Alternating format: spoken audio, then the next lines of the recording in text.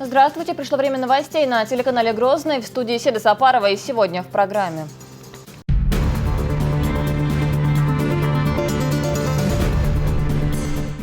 Путь к совершенствованию веры. Региональный общественный фонд имени Кадырова организовал умрат для паломников из Чечни. Две стороны, две правды. Единственная проблема – создавать проблему. Закон или многолетний уклад. Фермер и сельчане никак не могут поделить землю. Нужные работники, столяры и плотники. Обучившись по этим профессиям, не имеют никаких проблем с трудоустройством на работу. Алевтина Банадекова о выборе профессии и ситуации на рынке труда.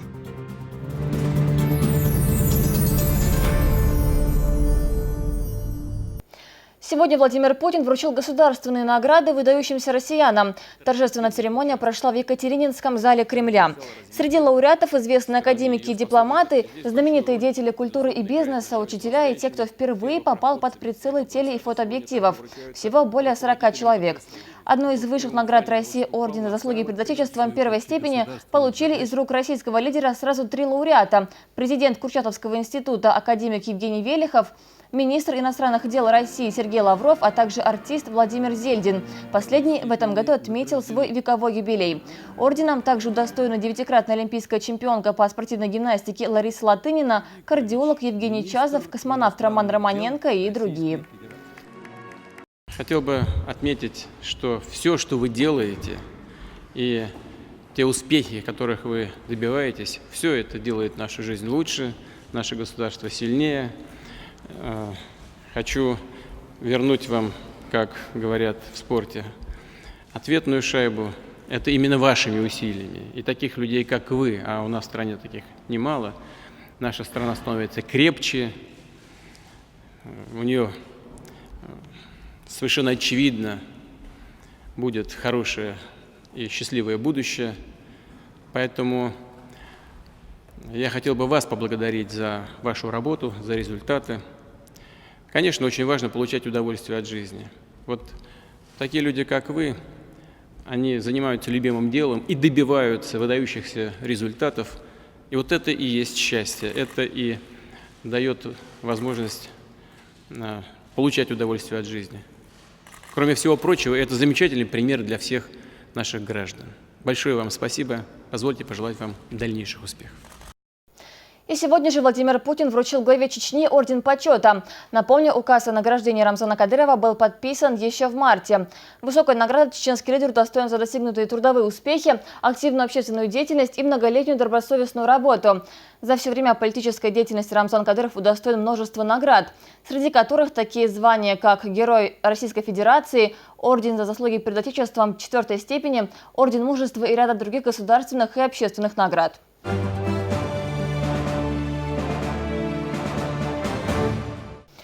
Число паломников, которые отправились на священную землю за счет регионального общественного фонда имени Кадырова, составляет не 1 десяток тысяч. Каждый год верующим в республике не только фонд предоставляет возможность совершенно бесплатно исполнить 5-й столб ислама. Вот и сейчас в Мекке находится делегация из республики. Подробности у Дагмары Касаевой.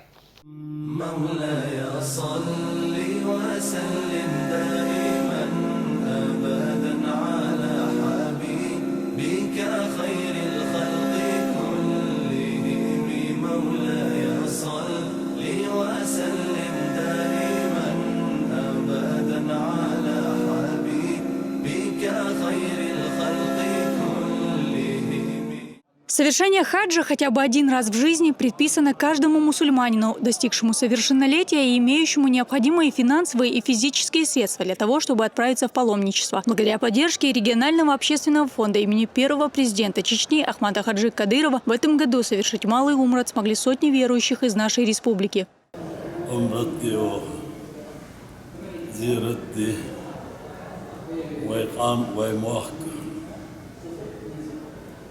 Way patcha deli vieha uzdak bana votin uzdakin wolshulucha Ramzan hajin del reze hül dal haz yok yallül dala Din iman, ihsan, ihsan, Нашу делегацию возглавляет помощник главы Чечни Адам Джавтаханов. В числе паломников – члены чеченского правительства, депутаты, спортсмены.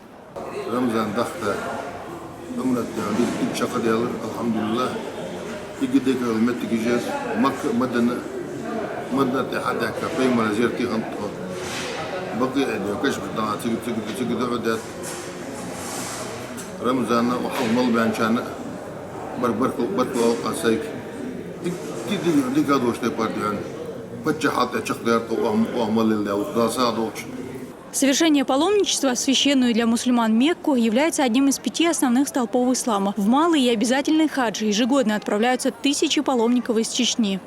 В очередной раз Рамзан Хаджи сделал нам огромный подарок. Поистине это королевский подарок. Нас отправил на Умру в эти священные месяцы. Раджаб, Шахбан. Мы пробыли здесь, сделали ибадат. Пусть Аллаху Та'ала воздаст ему это несколько раз больше, чем то, что дается. Саваб, который от этого будет, иншаллах, дойдет его отцу, его предкам до 7-го колена. Власти республики организуют для паломников максимально комфортные условия проживания с тем, чтобы по прибытии на священную землю они смогли совершить все религиозные предписания. Дагмара Касаева, Дауд Куруев. Новости. Сегодня прошло 55-е пленарное заседание парламента республики. В его работе принял участие председатели комитетов, депутаты, а также представитель главы республики в Заксобрании Турпал-Али Батаев. На заседании утвердили решение Комитета правительства по международным межпарламентским связям национальной и информационной политики об избрании депутата парламента Шайда Джамалдаева на должность председателя данного комитета. В своем выступлении Джамалдаев поблагодарил коллег за оказанное доверие.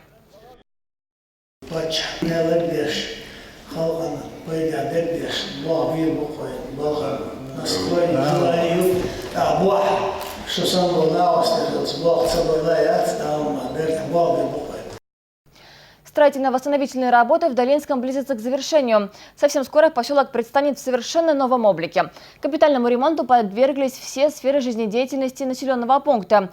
Жителей Долинска совсем скоро ждет торжественное открытие. Подробности перестройки репортажа Зураба Центроева.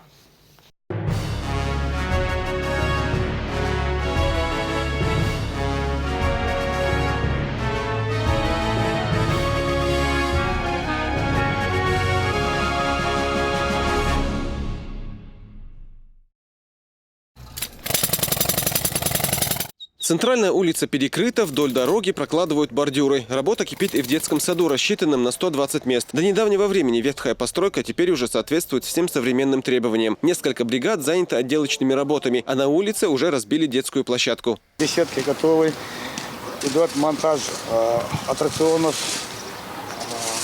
на днях. Через день-два будет вся эта площадка покрыта специальным полиуретановым покрытием. Вот, травмированных детей. Наружное освещение готово. Практически, я думаю, дней через 5-6 объект будет готов к сдаче. Реконструкцией охвачено 42 жилых дома и социально значимые объекты. В большинстве квартир все готово к приему хозяев. Установлен санфаянс, установлены двери, окна, произведено устройство полов, отделка квартир всех. В данный момент идет отделка лестничной площадки. В основном работы ведутся по благоустройству внутридворовых и детских площадок. Вопросы газа, вода и электроснабжения практически решены. В скором времени закончат и строительство въездной стеллы.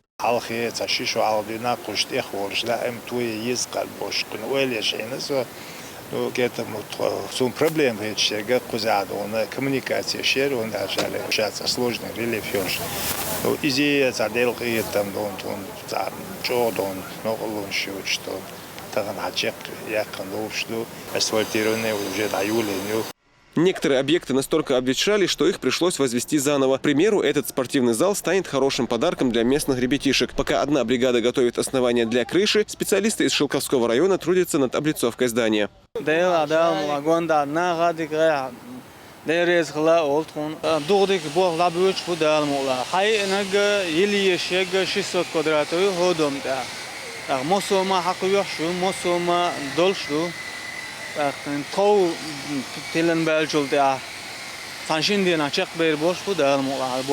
Работы по восстановлению поселка ведутся с опережением графика. Строители обещают, что совсем скоро жители Долинска смогут вновь заселиться в теперь уже отремонтированные квартиры. Зураб Центроев, Алхазур Керимов, Джамал Хаджалиев. Новости.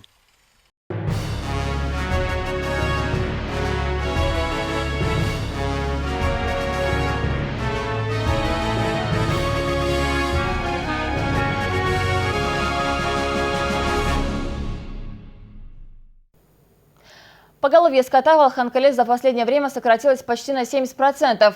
Так говорят местные жители и винят в этом фермера, который основал свое хозяйство на пастбищном участке.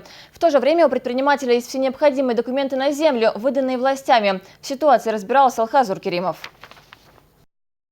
Поводом для конфликта между жителями селения Алханкала и фермером Абдулхалимом Салтымурадовым стала эта территория площадью 150 гектаров. Десятки лет местные жители использовали ее под выпас скота, однако новый хозяин земельного участка решил развивать здесь овощеводство.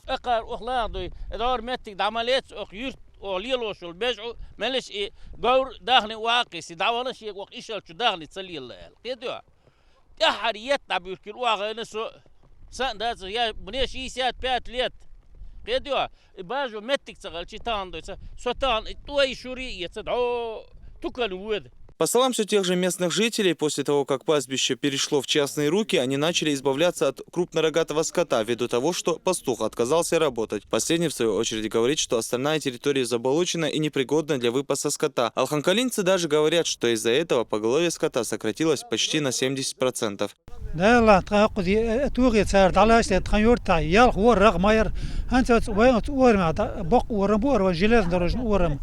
سون خوشاق بين بخش ورما شباجن بين شني ببجن مدات بجل يلو ماتك بس مصر عدو كنق بجن عدو كنق اليلو اربع عنداج هنشو داعش يدعو نقش يورت على دول دليل شو قي هذا لا يورت على دوق بجش بجن دادا مت بات سان مت يبير واحدة المتك بات سار واحد توش واحد شيل جستي بجو عليك سار توه يحلقك شغير لا تشمعت تستغن شيل شين دوبوش. Между тем, спор идет и по поводу административных границ между селами Алханкала и Алханюрт.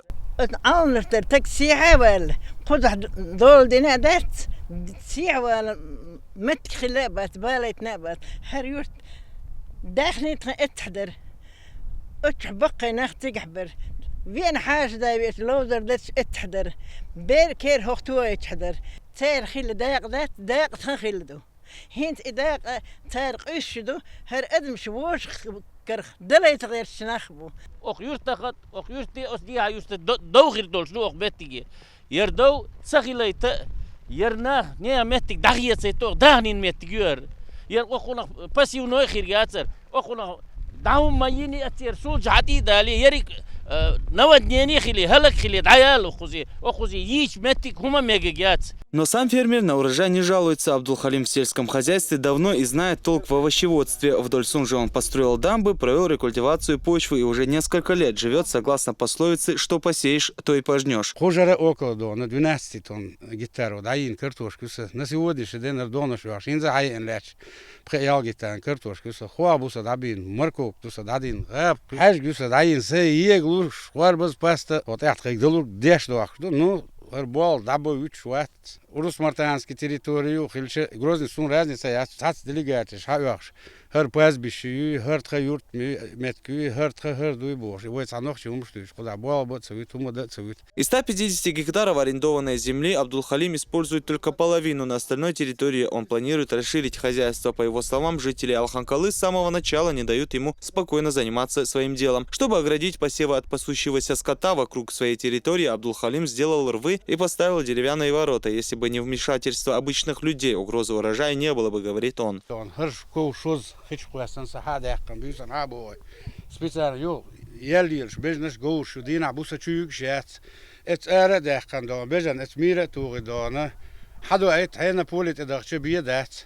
Позапрошлом году 22 гектара, хаж кол кирса сардон, от бежнаш. Бюсон чулях, гоуш чулях, что она. Специально до, киб модиш до. Saltelet en juur in bomen zitten, scheidige ook de lech met kerker. Hoogte herlet doe hats aan din, her dadin do. In dadin gaat wij gewoon 9 status na boek, human airboiler bats. هرلات يش أربلة بات هر يخيل سير خيل دات هر آنتر ما سلخوز угодья يرقرلات دوي. На первый взгляд сложно понять, какая из сторон права, однако в администрации Грозненского района утверждают, что оснований для спора нет. Свободной территории для выпаса скота полно, говорят здесь. Если была проблема, мы бы сами, наверное, тревогу били бы и в Минсельхозе, и в МИЗО. Единственная проблема, на шаш создавать яшев проблему, бежни эрца дохша, беж овеч, беж овица уч, цунг болца бы эта проблема. С этим предпринимателем мы тоже рассматривали. И ничего он закон не нарушает, никакой закон. Создает рабочие места. Вот, например, вот эта вот территория, которой сейчас вот обращаются люди и жалуются, вот она спаханная территория, рядом с рекой Сунжи находится.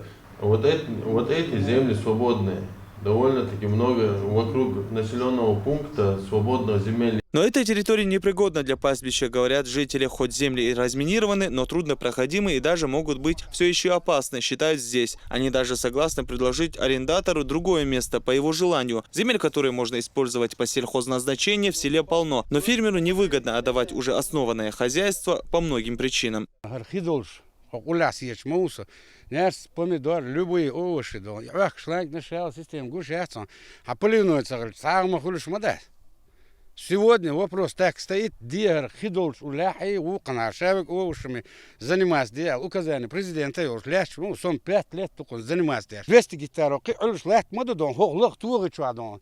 Куда кима да, в принципе, эрна дон, анах бу и умшлелуш до, да хербол, куда херболи на херлецелуш. В Министерстве сельского хозяйства пояснили, что участки для выпаса скота по всей республике определены администрациями сел. Эти списки даже согласованы с ведомством. Алханкале под пастбище отвели территории Госхоза Войнавский площадью 232 гектара, которые пока никто не пользуется. Тогда как некоторые села и вовсе не имеют этой территории, но даже в таких случаях находят решение. Практика показывает, что такие вопросы решали в том числе и за счет перевозки скота и перегона их в другие районы и выгула там на соседних пастбищах. По нормативам, если с 1 гектара земли собирается 150 центнеров зеленой массы, то на такую землю достаточно по нормативам может производиться выгул 3,3 единицы скота на 1 гектар. С этими нормативами, с учетом этих нормативов, этой земли, в принципе, ее должно быть достаточно. Но даже если этой территории недостаточно, ведомство не заинтересовано решать проблему путем передачи пассивных площадей под пастбище. Как отмечает Министерство имущественных и земельных отношений, данный участок предоставлен арендатору с предварительным согласованием руководства Госхоза Алхан-Юртовский, на балансе которого он ранее находился. Основанием законности служит договор аренды на 49 лет. Территория используется по назначению, задолженности по аренде нет. Значит, нет и причин для беспокойства, говорят здесь.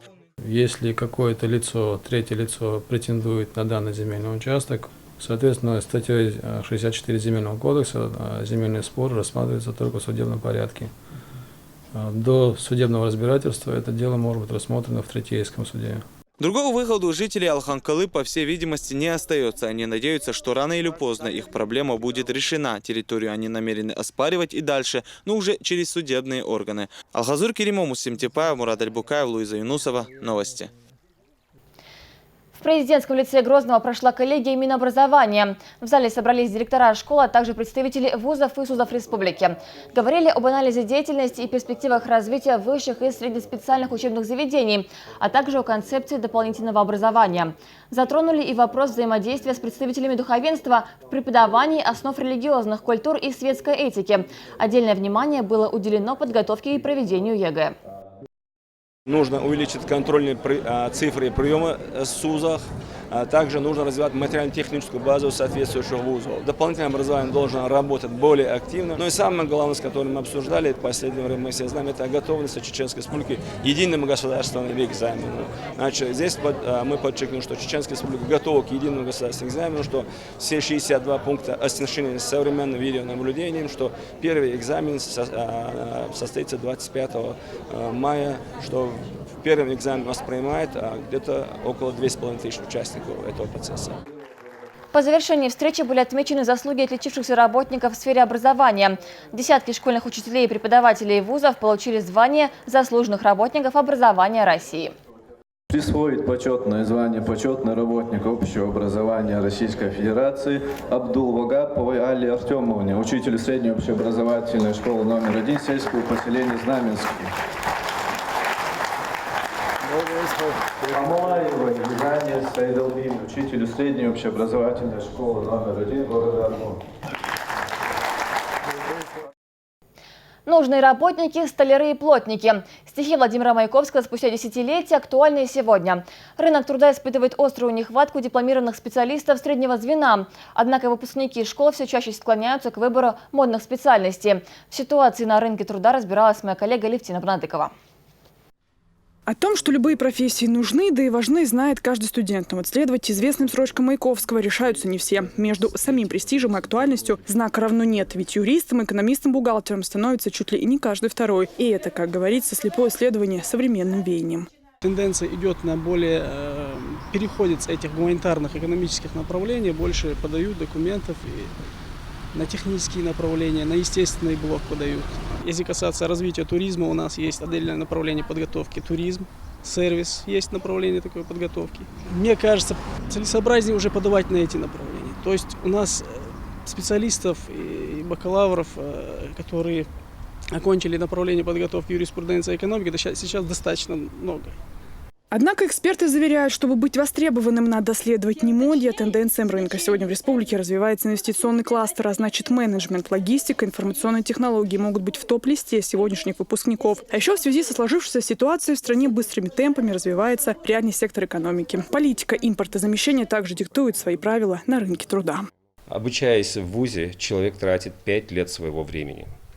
Год обучения обходится в среднем от 60 тысяч рублей до 100. И 5 лет. Обустраиваемость на работу по прошлым годам где-то в районе 30%. Сейчас выше, конечно. Сейчас эта цифра достигает около 45%. Теперь, говоря о колледже техникуме. Обучается студент 3 года. Стоимость обучения порядка 40 тысяч в год. Второе. Обустраиваемость на работу по окончанию от техниколледжа намного выше. Порядка, скажем, на процентов 10. Реальность сегодня предлагает выпускникам осваивать технические специальности и получать их в профессиональных образовательных учреждениях. Ведь заработная плата выпускника вуза и профучилища одинакова.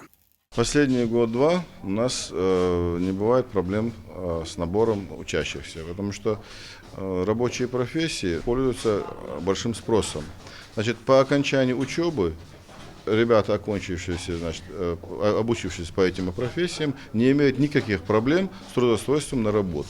Сегодня с последних курсов забирают сварщиков, токарей, а вот делопроизводители, например, ждут, если не месяцы, то недели поиска работы. Когда в Министерстве образования и науки Чечни озвучивают такую статистику, невольно задумаешься, а может выучиться на электрика или инженера. Они свое место в жизни находят быстрее. На днях состоялась встреча министра образования Чеченской Республики Исмаила Бауевича Байханова с вице-президентом корпорации Panasonic, мистером Накамура. И министр поставил такую задачу или просьбу перед корпорацией найти возможность для обучения наших студентов за счет грантов корпораций японских, скажем, в Японии. Потому что это для нас любой новый опыт, он интересен. В республике существует несколько программ по обучению наших студентов за рубежом. Так, например, в 2013 году завершился набор студентов в Германию и Великобританию. Сегодня они получают степень бакалавров и магистров. 9 студентов уже вернулись в регион и работают в различных ведомствах. Вторая программа обучения студентов в Турции за счет грантов общественных организаций. Уже есть достаточно много примеров. Выпускники турецких вузов нашли себя и в бизнесе, и на государственной службе. Мы показали, в каких условиях учатся наши выпускники, которые сейчас в Турции находятся, какое образование там получают, они изучают язык. У нас сейчас достаточно часто к Министерству образования и науки обращаются родители, которые хотят, чтобы их дети именно по этой программе поехали учиться, получить образование в Турецкой Республике. Наши выпускники, которые сегодня поехали учиться в Турецкую Республику, чувствуют себя как дома. Сегодня Турция готова открыть свою школу в Грозном, ведь это не только обучение, но и знак доверия чеченским властям. Проект предполагает строительство учебного заведения в течение 4 лет. Türkiye Milli Eğitim Bakanlığı olarak У нас при Министерстве образования Турции в 16 странах мира 66 школ. И каждым днем в новых странах мы открываем школу. В наших планах раньше не было такой школы в Чеченской Республике. Но после вашего визита в прошлом году министр образования Турции принял решение, что надо начинать работу именно по Чеченской Республике. Вот и получается, что Владимир Маяковский как в воду глядел, когда писал знаменитое, до сих пор цитируемое стихотворение «Кем быть?». Угадать современное веяние он вряд ли мог, зато мог предположить, что столяры и плотники, если не вечные, то очень популярные профессии во все времена. Левтина Бенедикова, Эмир Хаджиев, Хавадж Мунаев и Джамлейл Хаджалиев. Новости. Сегодня прошло инструктивное совещание по вопросам ЕГЭ с начальниками районных и городских отделов внутренних дел республики. По словам Аптиала-Удинова, полицейские должны ответственно отнестись к своим служебным обязанностям в период проведения единого госэкзамена. Перед всеми входами в пункты сдачи ЕГЭ будут установлены рамки металлоискателей. Замминистра также предупредил подчиненных о персональной ответственности за любую оплошность. В нынешнем году ЕГЭ в регионе пройдет с 25 мая по 26 июня. Глава Чеченской Республики поставил перед нами непосредственно задачу, чтобы мы обеспечили охрану общественного порядка. Мы с вами должны четко взять на себя инструктаж с момента начала ЕГЭ и до самого конца. Каждый начальник РОВД должен знать для себя, что непосредственно ответственным, значит, за ЕГЭ на своей территории и то, чтобы оно прошло без нарушений, значит, является непосредственно начальник РОВД. У нас с вами есть четкая задача, которая перед нами поставлена главой республики. Значит, надо сделать все, чтобы мы с вами в этом году не краснели из-за того, что мы с вами не сделали свою работу. Актуальные проблемы современности. Сегодня в Шали прошла встреча местных властей, богословов и сотрудников внутренних дел с местными жителями. В ходе беседы с населением были подняты вопросы противодействия терроризму, экстремизму и нарушения ПДД. Продолжение темы в репортажах Мира Джабраилова. Воспитать здоровое поколение — под таким лозунгом шалинские районные власти организовали встречу с местными жителями. Однако речь идет не о физическом здоровье, а о духовном воспитании. В актовом зале как молодежь, так и старейшины. И это не случайность. Благодаря преемственности поколений чеченскому обществу веками удавалось сохранить свои обычаи и образ жизни. Современным вызовам, терроризму, экстремизму и наркомании мы также должны противостоять сообща, отмечает руководитель муниципалитета. يرجع ميجا ملو قرق شوها شي يرجع ملو وابستي عملوا شوها وين يتغى أجبق دات مثلا تعترض على بوق تقدر كاجدني خزاخز لا دوخ دعوت كده دعت أولوي ويدعوا الشخلجة ويخلات اليشكي دعنا وصوش قيت عشان دقوا يستيم ما يوي بتشون هذيك نعوش قيش دعنا يتوش سيتشو ده تعتيم يتقوي ويملخو متى وين بيدن وين بيدن تيمي ويشتم ديش так там пойдем дальше. По словам кадия района Хожахмеда Нитиева, сегодня мусульмане переживают важный исторический период, когда под ударом оказалась их вера. Многочисленные идеологи экстремизма пытаются внести раскол среди мусульман, подменить их представление об исламском вероучении. В такой ситуации самой уязвимой частью общества становится молодежь, которая в поисках знаний обращается совсем не по адресу.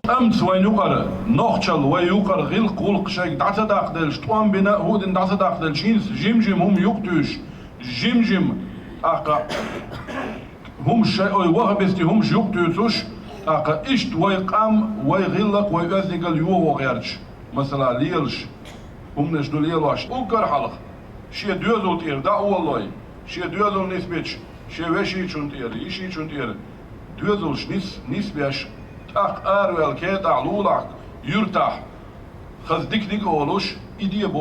В завершении встречи ее участники затронули еще одну тему. Через несколько дней миллионы российских школьников отметят окончание учебы. Последний звонок – это радостное событие для всех выпускников. Но зачастую ДТП с участием подростков делают 25 мая печальной датой. Поэтому глава администрации района призвал детей быть внимательными, а полицию к бдительности. Ахмед Джабрилов, Зураб Центароев, Зелим Закаев. Новости. Ну а коротко о других событиях смотрите в рубрике «Экспресс-новости».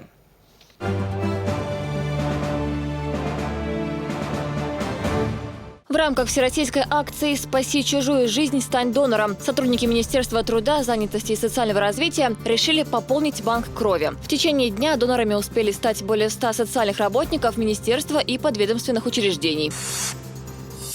В отделении пенсионного фонда тушили условный пожар. По задумке, в результате неисправности электрооборудования в одном из кабинетов произошло возгорание. До прибытия пожарного расчета была проведена эвакуация сотрудников, после чего пожарные приступили к тушению. Цель занятий – отработка взаимодействия пожарных с работниками отделения в случае возникновения аварийных ситуаций.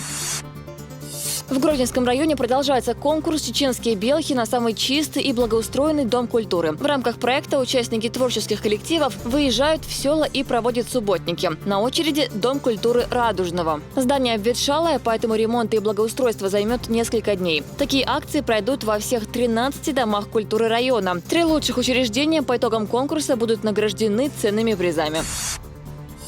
В управлении Федеральной налоговой службы России по Чечне состоялась встреча сотрудников ведомства с муфтием Чечни и другими известными алимами. Собравшиеся обсудили вопросы духовно-нравственного воспитания. Здесь же говорили и о роли женщины в исламе. В завершении встречи руководитель управления Мовсар Цамаев отметил положительную роль таких встреч.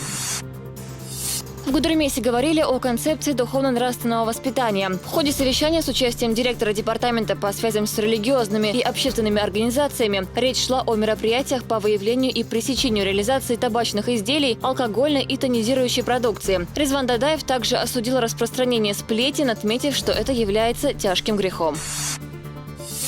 О концепции духовно-нравственного воспитания говорили и в Нажаюртовском районе. Здесь прошла встреча руководства района с педагогическим коллективом и представителями духовенства. Собравшиеся обсудили имеющиеся в районе проблемы и пути их решения.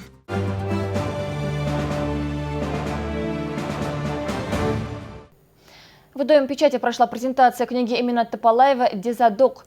Молодая писательница рассказывает о жизни чеченской женщины, ее роли в обществе. Пишет Эминат только на родном языке. На протяжении 10 лет ее работы издавались в газетах и журналах. Кроме того, были переведены на немецкий язык. О творчестве Эминат рассказывали и гости вечера. Известные писатели, журналисты и представители творческой интеллигенции пришли поздравить автора книги. Талант писательницы оценил и председатель Союза писателей Чечни Кант Ибрагимов. Он считает, что это как раз тот случай, когда книгу невозможно отложить, не дочитав до конца. Гоузашин нохчи зучин дахар дючу тюн стенах лячту тюн дахар тюн дюни тюн дюзел тюн марсхвай тюн дейца тюн няк цо дакуя что гергалун что латто что керчиоху цо киваш бул дюзел те уцхаш терикиум сайт дейцашка гайт хашсо. Человек, ограниченный физически, но безграничный в своих фантазиях. Ольга Клясун из «Мелких бусинок» создает настоящее произведение искусства. Цветочные кусты и деревья из бисера выглядят словно живые. В гости к Ольге отправилась и наша съемочная группа. Чтобы нам сделать листочек, нам нужно набрать на ось. К своему любимому делу бисероплетению Ольга Клясун старается привлечь и дочь Анжелу. Девочка не прочь научиться ремеслу, правда, терпения на большие работы не хватает. Пока сплела лишь фенечку. А вот у мамы уже набралось внушительное количество сувениров, которые она сделала своими руками.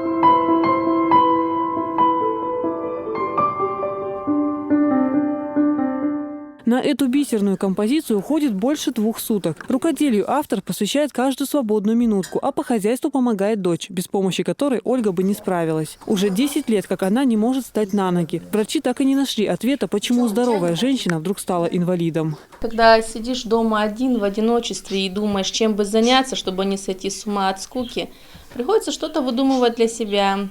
Я случайно в интернете увидела, решила попробовать. Бисероплетение стало для нее смыслом жизни. Ольга обрела его 2 года назад. На тонкую леску она может часами нанизывать маленькие бусинки. Порой, рассказывает, засиживается до глубокой ночи. Только здесь, в созданном ею мире, она может быть по-настоящему счастлива. Работает художник не только с бисером, но использует и природные материалы – ракушки и гипс. Из последнего Ольга лепит стволы деревьев. Яркими красками она расписывает озеро и его обитателей. Увлекательная эта работа, когда начинаешь делать, тяжело остановиться. Потом все кости затекают, приходится хоть немножечко разминаться. Работа сидячая очень тяжело. В одном положении, в одной позе сидеть и собирать вот эти вот маленькие бусинки. И глаза, и руки, и в одном положении практически сидеть очень тяжело. Бисероплетение для Ольги не только увлечение, но и любимая работа, которая помогает в жизни. Творчество дает женщине пусть небольшой, но постоянный доход. Когда сидишь в инвалидной коляске, говорит Ольга, ответственность за близких чувствуешь сильнее, а желание помочь острее. Мне нравится моя работа, то, чем я и занимаюсь сейчас. Мне кажется, что людям больше нравятся цветы. Поставишь вот так вот дома, где-нибудь на окошечке, или кто-нибудь, как вы сегодня пришли. О, как это красиво, боже, такая прелесть. Елизавета Чепханова, Хаважи Мунаев. Новости. Спортсменов, победивших на чемпионате и первенстве страны по греко-римской борьбе, сегодня чествовали в Грозном. Поздравить победителей прибыл Бувайсар Сайтиев, недавно возглавивший Федерацию спортивной борьбы Чеченской Республики. Подробности у Хазура Керимова. Очередных победителей всероссийских соревнований чествует столица Чечни. Призеры чемпионата и первенства России по греко-римской борьбе и чемпионата страны по греплингу. Успехи спортсменов отмечает трехкратный чемпион Олимпийских игр Бувайсар Сайтиев, теперь уже в должности президента Федерации спортивной борьбы Чеченской Республики. Вы ездили туда не только как спортсмены, не только как участники этих соревнований. Вы ездили туда как послы от нашей республики. На вас смотрел целый этот большой зал. Видел, наблюдал за командой, какие у вас между собой взаимоотношения, как вы относитесь к своему сопернику, как вы между собой отстраиваете отношения.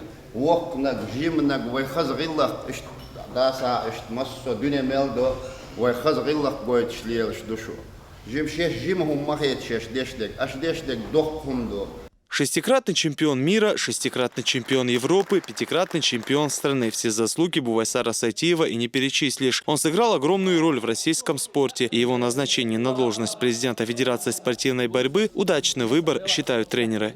Я очень рад тому, что сегодня стоит человек у спортивной борьбы, человек, который борьбу знает не по книгам, не по фильмам, не там по рассказам, где-то откуда ему сказали, где-то здесь, а человек, который через все сам прошел. 2 золотые, 1 серебряная и 2 бронзовые медали. Такой показатель на чемпионате страны – огромный успех для чеченского спорта. На чествование приглашен и один из самых ярких российских борцов, чемпион мира по греко-римской борьбе Чингиз Лабазанов. Он и его брат Ибрагим на прошедшем чемпионате страны взяли первые места. Готовились мы долго. Вместе со сборной до чемпионата России мы провели 2 сбора. Потом за 1,5 недели со своим регионом, да, это каждый со своим регионом готовится, сборы делают. Мы провели там, в Ленобласти есть база такая хорошая. Мы ставим своей целью собрать всех наших ведущих борцов, которые борются за разные города, за разные государства. Мы поставили себе задачу собрать их всех домой, и чтобы они у нас дома тренировались и представляли нашу Чеченскую Республику. Это была мечта первого президента Чеченской Республики, героя России Ахмад-Хаджи Кадырова, чтобы все наши спортсмены, которые представляют разные страны, города, регионы, чтобы они все имели возможность дома тренироваться и представлять свою любимую республику. По итогам прошедшего чемпионата братья Лабазановы должны выступить в составе сборной России на первых европейских играх в Баку. Но, по всей видимости, у Ибрагима не получится выйти на ковер из-за травмы. По поводу брата, 6 раз он становился вторым на чемпионате России. 6 раз. Но не было ни разу первого золота. Поэтому это его победа. 4 дня назад брат уехал со сборов, получил менис колена. Уехал со сборов, и его позавчера оперировали. То есть, к сожалению, он пропустит европейские игры, он пропустит, я остался один. Завершая встречу, успехи чеченских спортсменов и их тренеров были отмечены денежным поощрением от регионального общественного фонда имени Ахмата Хаджи Кадырова. Алхазур Керимов, Султан Умаров, Дени Хавхаров. Новости. Эти и другие новости вы также можете посмотреть в официальной группе телеканала «Грозный» ВКонтакте. На этом у меня все. Я желаю вам удачи и до встречи на телеканале «Грозный».